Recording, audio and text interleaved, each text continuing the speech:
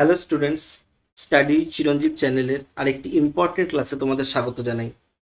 আজকের ক্লাসে আমরা আলোচনা করব একটি অত্যন্ত দুঃখজনক ও ভয়াবহ ঘটনা নিয়ে, যা সম্প্রতি মায়ানমারে ঘটেছে। এক বিধ্বংসী ভূমিকম্পে মায়ানমার, থাইল্যান্ড আজ ধ্বংসস্তূপের নিচে। প্রচুর মানুষের হতাহতের খবর আমরা প্রতিনিয়ত পেয়ে চলেছি। এখনও প্রচুর মানুষ কিন্তু ধ্বংসস্তূপের তলায় চাপা পড়ে আছে। ঘটনাটি খুবই হৃদয় বিদারক ও তাদের অসহায়তা ও কষ্ট দেখে মন ভারাক্রান্ত হয়ে যায়। তবে আমরা জানি এই রকম সাম্প্রতিক ঘটনাগুলো পরীক্ষার জন্য খুবই গুরুত্বপূর্ণ। তাই এই দুর্ঘটনা সম্পর্কে প্রত্যেকটি তথ্য আমাদের জেনে রাখা অত্যন্ত জরুরি। চলো তাহলে আজকের আলোচনা শুরু করা যাক। A devastating 7.7 magnitude earthquake struck Myanmar and parts of Southeast Asia on March 28, 2025. প্রায় প্রায় নয়, এক্স্যাক্টলি 7.7 ম্যাগনিটিউডে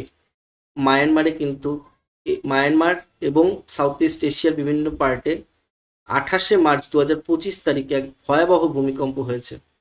এই ভূমিকম্পের এপিসেন্টার যদি আমরা দেখি, এটি হয়েছে মায়ানমারের দ্বিতীয় লার্জেস্ট সিটি মান্ডালায়। মান্ডালায় হচ্ছে মায়ানমারের এইসব জায়গায় অবস্থিত। মান্ডালায়তে কিন্তু এই এপিসেন্টারটা, উৎসস্থল হচ্ছে মান্ডালায়।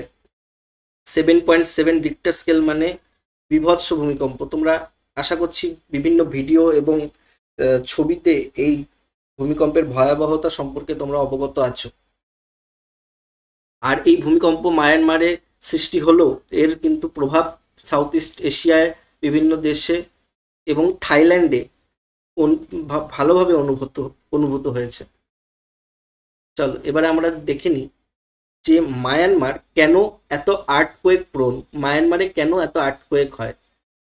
দেখো, মায়ানমারের যে অবস্থান, এটা হচ্ছে ধরো মায়ানমারের যে অবস্থান, সেখানে Eurasian plate, Indian plate, Burma plate এবং তোমার অস্ট্রেলিয়ান প্লেট, এই 4টি প্লেটের সর্বক্ষণ কিন্তু সংঘর্ষ চলছে।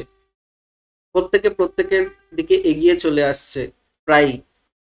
তো ফলে মায়ানমার কিন্তু ভূমিকম্পের জন্য একদম খুবই ভূমিকম্প প্রোন এরিয়া।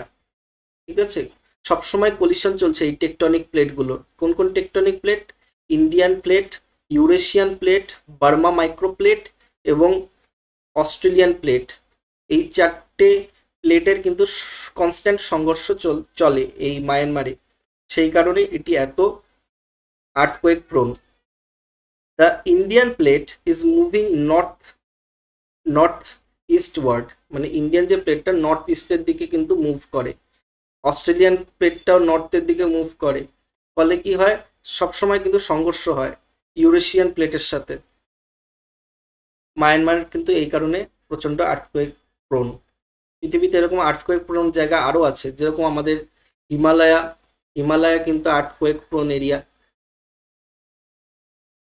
ঠিক আছে, তারপরে হচ্ছে ধরো প্যাসিফিক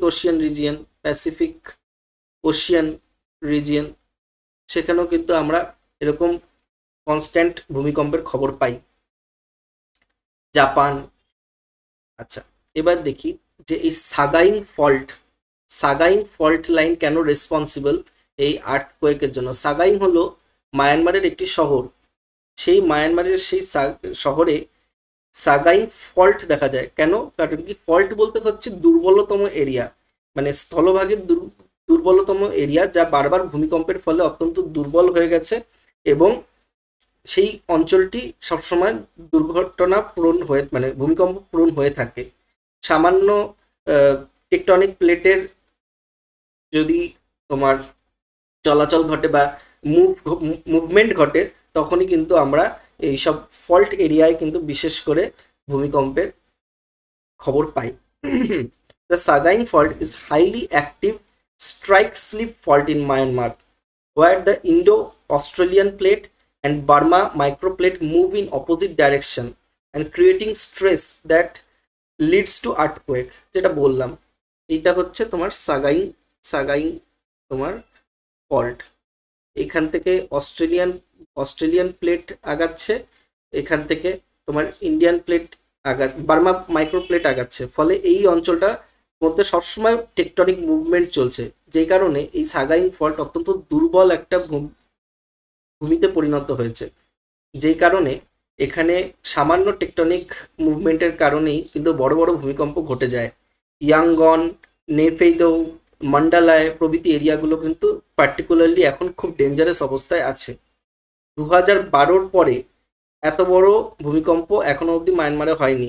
2012 সালে 6.8 ম্যাগনিটিউডে কিন্তু ভূমিকম্প হয়েছিল। তারপরে এই ভূমিকম্প হলো, যেটার রিক্টার স্কেলের মাত্রা 7.7।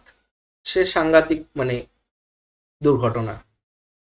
এই দুর্ঘটনায় প্রায় 1600, বর্তমানে এই সংখ্যাটি ছাড়িয়ে 1700-তে পৌঁছেছে।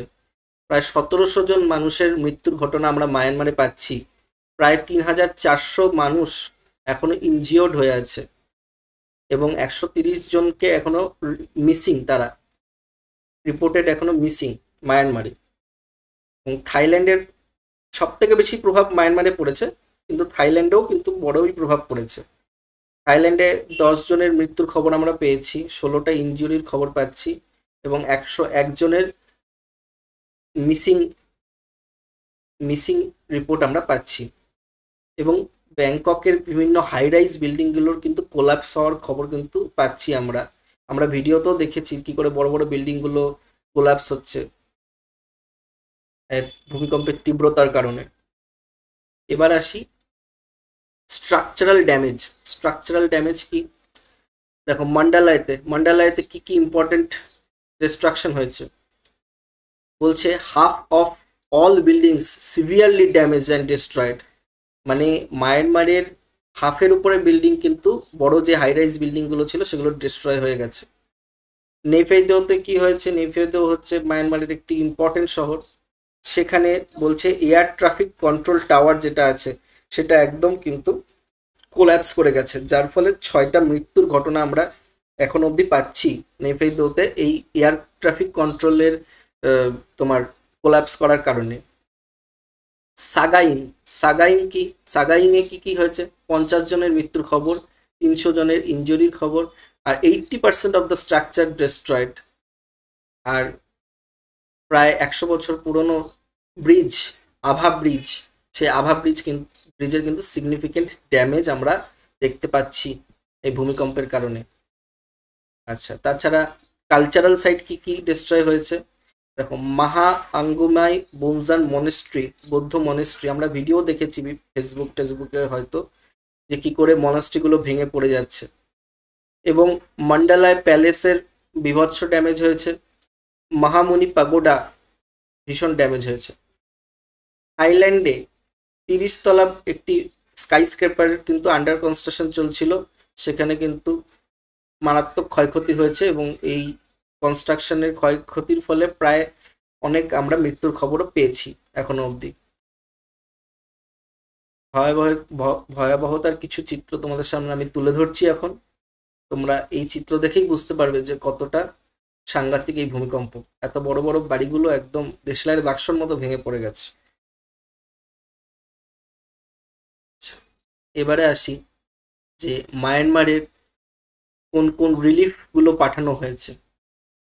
দেখো, এরকম যখন কোনো বড় দুর্ঘটনা বা প্রাকৃতিক দুর্যোগ ঘটে তখন কিন্তু অন্যান্য দেশরা তাদের সাহায্যের হাত বাড়িয়ে দেয়। সেইভাবেই ইন্ডিয়া অপারেশন ব্রহ্মা চালু করেছে। এইটা কিন্তু কারেন্ট অ্যাফেয়ার্সের পার্সপেক্টিভেও খুব ইম্পর্টেন্ট। অপারেশন ব্রহ্মা চালু করেছে ইন্ডিয়া। 15 টন কিন্তু আমরা খাবার দাবার এবং জরুরি সামগ্রী যেমন tent, blanket, sleeping bag, food packet, hygiene kits, generator এবং এসেনশিয়াল মেডিসিন এগুলো কিন্তু আমরা পাঠিয়েছি অপারেশন ব্রহ্মার মাধ্যমে। এগুলো হচ্ছে একটি হিউম্যানিটেরিয়ান অ্যাসিস্ট্যান্স। বিভিন্ন প্রাকৃতিক দুর্যোগে মানবিকতার খাতিরে কিন্তু প্রত্যেকটি দেশ নিজেদের সাহায্যের হাত বাড়িয়ে দেয়। তাছাড়া ইন্ডিয়া ন্যাশনাল ডিজাস্টার রেসপন্স ফোর্সের 80 জন মেম্বারকে কিন্তু ডিপ্লয় করেছে সেখানে রেস্কিউ মিশন চালনা করার জন্য। এটি কিন্তু অত্যন্ত গুরুত্বপূর্ণ। ইউনাইটেড নেশনস 5 মিলিয়ন ডলার কিন্তু রিলিফ হিসাবে পাঠিয়েছে। তাছাড়া চায়না, রাশিয়া, সিঙ্গাপুর প্রভৃতি দেশগুলোও কিন্তু বিভিন্নভাবে সাহায্যের হাত বাড়িয়ে দিচ্ছে। তো ভিডিওর শেষে আমরা এই বলতে পারি যে এই যে ভয়াবহতা, এই যে দুর্ঘটনা, এই দুর্ঘটনার কবল থেকে মায়ানমার খুব তাড়াতাড়ি বেরিয়ে আসুক, আবার পরিস্থিতি স্বাভাবিক হোক। জানি পরিস্থিতি স্বাভাবিক হতে কিন্তু অনেকটা এখনো সময় লাগবে। প্রচুর লোকে কিন্তু ধ্বংসস্তূপের তলায় এখনো চাপা পড়ে আছে, তাদের হাতে কিন্তু সময় অত্যন্ত কম। তো এই রিলিফগুলো, এই সাহায্যগুলো তাড়াতাড়ি যাতে পাঠানো হয় এবং আরও বেশি মানুষের যাতে প্রাণ আমরা বাঁচাতে পারি, সেটাই কিন্তু আমাদের প্রার্থনা থাকবে। তো আজকে এই অঙ্গীকারে কিন্তু ভিডিওটি আমরা শেষ করছি।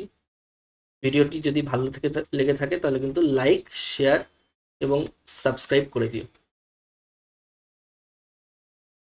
Thank you.